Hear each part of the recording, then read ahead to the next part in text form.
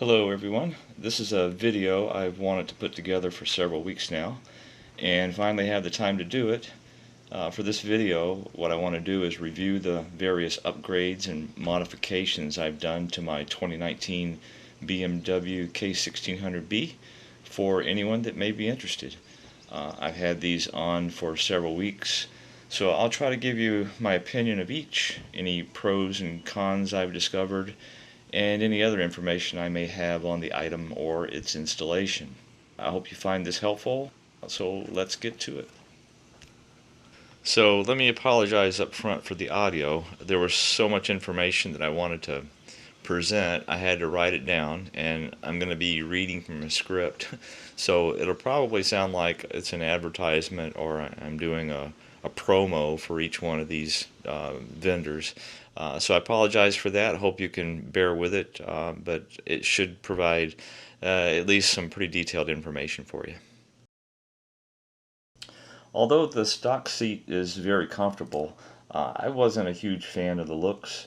I also never ride with a passenger, so I started looking for some other replacement seats, and I came across this Corbin seat and really liked the profile, as well as having a backrest and the additional storage compartment on the back. The angle of the backrest can be adjusted a bit by loosening an Allen screw on the rear side, and the back compartment is nice for carrying small items and is lockable as well. The pros of this seat are the comfort, and that's mainly due to having the backrest. The seat padding is not as comfortable as the stock seat right now, but I understand from other owners that it'll take some time to break that in. Overall, it's still a really comfortable seat out of the box. One thing to note about this seat is that it's at least an inch higher than the stock seat. I'm 5'10", and I'm able to flat foot the bike with the stock seat. Having this higher position with the Corbin seat took a few rides to get comfortable with, but after that I never really thought of going back. The Corbin seat is also heated, which is good, but their instructions directed me to cut the factory connector off the bike and install their connector. Well, I decided that was a load of so I opted to cut off their connector from the seat, and I purchased a new male-female connector from Amazon. I installed the female connector on the seat, and instead of removing the bike connector, I used posi taps to tap into the wires I needed for the new male connector. This gives me the option of using either seat whenever I want, and it also avoids any issues with my warranty. The next upgrade I want to show is the windshield. This is made by a company called AeroFlow, and it's called the AeroScreen. The nice thing about this windscreen is the aerodynamic curve they put at the top. This little bit of curve does a great job of directing the airflow up and over your helmet, so it reduces any buffeting that you may experience. The website provides detailed instructions for measuring your bike for the proper height windscreen you'll want. It comes in, I think, 4 or 5 different sizes. Just be sure to take the measurement using the seat you will be using the most. I, unfortunately, made this purchase before installing the Corbin seat and ended up with the medium-sized windscreen. The tall version would have been better, but I found that if I raise the medium all the way up, it works pretty well with the high Corbin seat, so I don't have to purchase a new one. The windscreen is available in clear, as shown on my bike, or you can also get it in the smoke color. Another item I purchased from AeroFlow is the AeroWings. These also do a really good job of blocking and directing airflow out and away from the rider and the passenger. Because they're connected with 3M dual lock mounts, some riders have described losing these because they flew off while they're riding down the road. I believe this was probably due to faulty installation process. If you make sure to thoroughly clean the attachment areas with alcohol and follow the instructions provided, it shouldn't be a problem. I've had mine on for over 1,000 miles. It speeds up to 80 miles per hour without any issue. But for those that are concerned, the company provides keeper wires that you can install on the AeroWings. Kind of ties down to the bike where there's a close screw and that is to make sure you don't lose them should they fall off while you're riding. At the time of making this video, the AeroWings were only provided in the smoke color. So I ended up buying several upgrades from a company called Ilium Works. One of them is a handlebar riser they call barbacks. This item moves the handlebars backwards and upwards for a total diagonal movement of about 2 inches closer to your shoulders, which provides for, I think, a more comfortable riding position. They're made of 6061 billet aluminum, but they're stainless steel shot blasted, then clear anodized, so they closely match the stock handlebar base, which is maintained as part of the installation.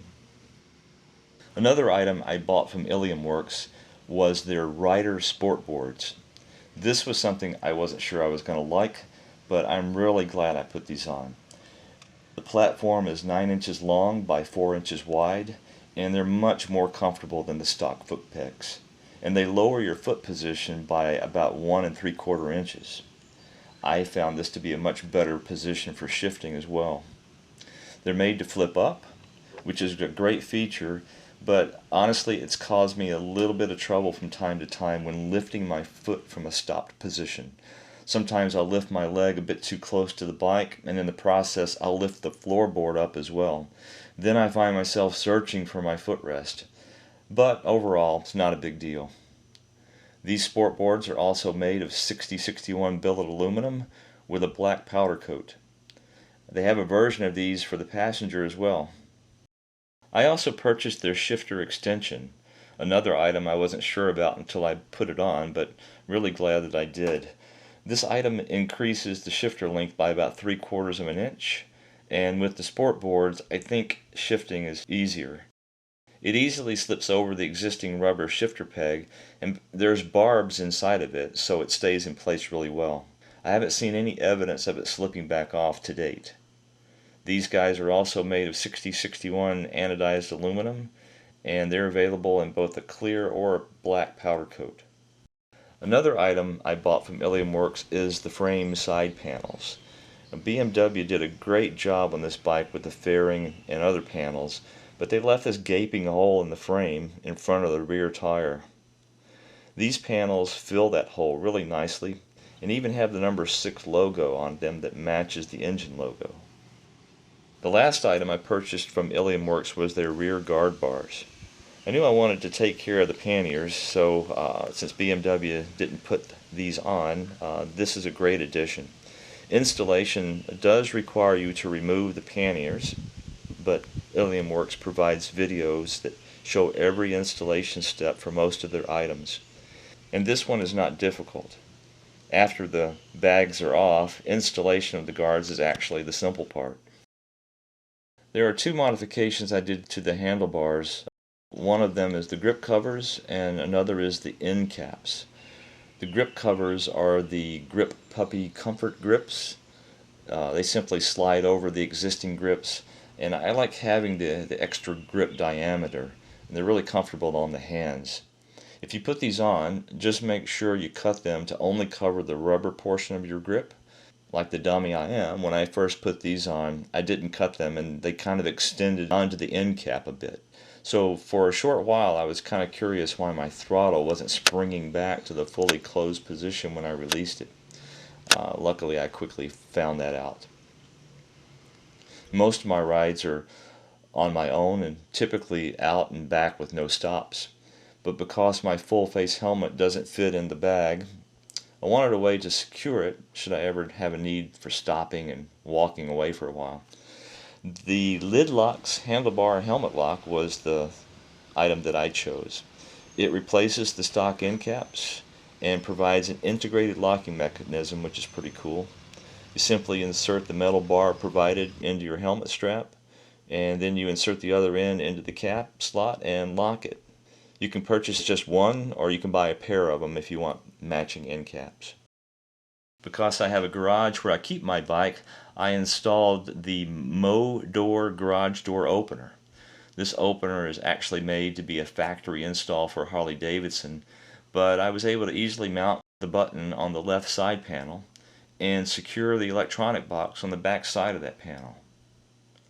For me, it's easy to reach the button when I pull into my drive, but you may find it more convenient on the right side, depending on whether you want to manipulate the throttle or the clutch when you're slowly maneuvering toward your garage. Another addition I made to the left panel was to put a 12-volt port on the panel for my heated gear. Both my heated jacket liner and pant liner have the connection cord on the left side, so this port makes for an easy place for connecting them. There are 3 items I had to purchase to put this together. One of them is the Corbin 12-volt panel mounted port.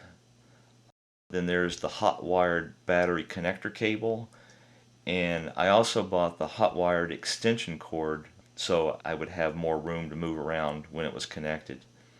The port and the connector are made by 2 different companies, of course, but they use the same male-female connector pair.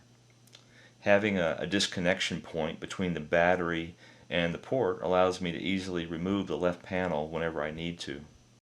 Now, this little stubby antenna that I put on was specifically done because I like the look and the color.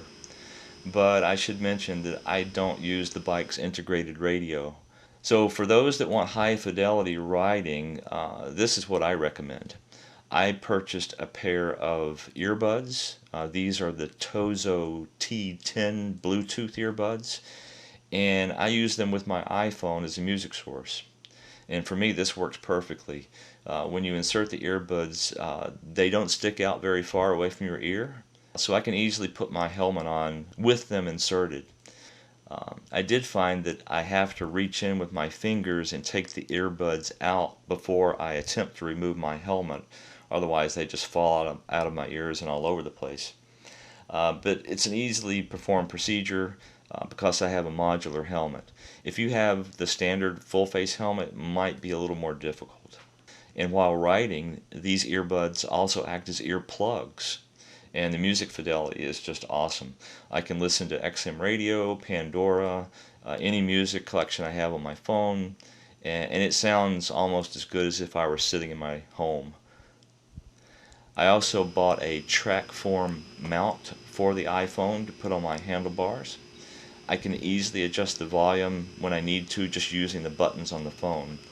And because the mount has plastic inserts that go around the handlebar, I can also rotate this mount up and out of the way when I need to refuel. There's 2 other modifications I put on my bike, one being the Remus exhaust, but I'm sure most K1600B owners or prospective owners already know about these. Definitely worth the price, they sound great. And the other is the Innovv K2 camera system. I created another video that describes where I mounted the various pieces, and if you're interested in this, I provided a link to that video in the description. Otherwise, those are all the modifications and upgrades I've done to my K1600B. I hope you found this video helpful. Please feel free to leave any comments or questions, and hope to see you on the open road.